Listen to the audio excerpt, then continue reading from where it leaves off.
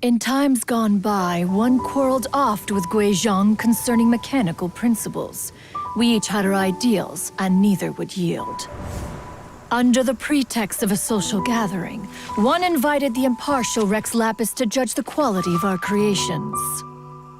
But Rex Lapis declared that Guizhong's obscuro vulpus mechanism was superior.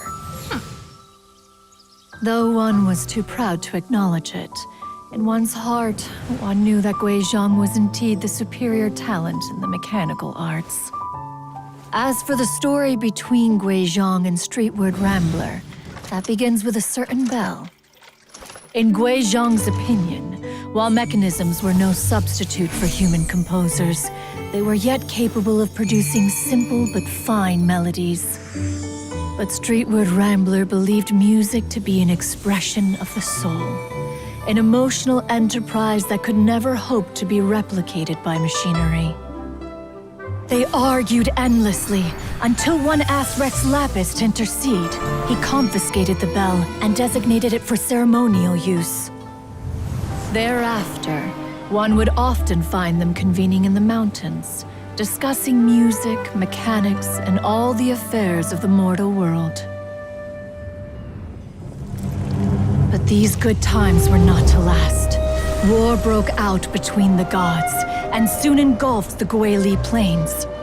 Guizhong was overpowered by the enemy, and fell in battle.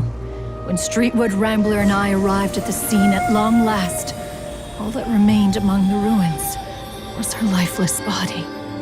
After this, at Streetward Rambler's request, Rex Lapis granted her the cleansing bell for safekeeping.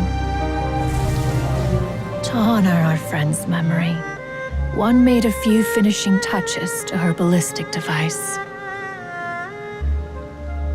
Many lantern rites have passed since then. Many greetings and goodbyes. Upon what do you gaze? The Guili Plains? No. It's everything.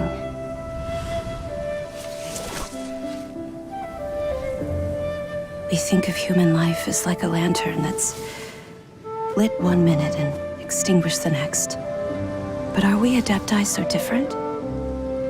Perhaps as dust settles after a storm, we too must one day return to the world below.